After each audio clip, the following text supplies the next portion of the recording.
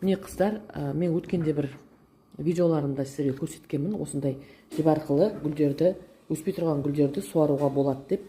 Міне мынау өлейін деп тұрған әйел бақты гүлі, соны мен жоғарғы жақтарын бәрін қиып тастап, өстіп отырғызып қойдым. Міне енді жан жақтарынан жапырақтары шығып, осылай өсіп жатыр.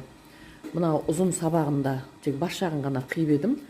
Міне қапталынан мынандай қылып жарып, қайттан жапырақтар шығып келе жатыр. Міне осындай жапырақтар шығып жатыр. Мына жерде кішкентай өскіндері өсіп жатыр. Астындағы суына әртүрлі дәрумендер құйып, суын ауыстырған уақытта салып қоямын. Мына жерде де өскіндер өсіп жатыр.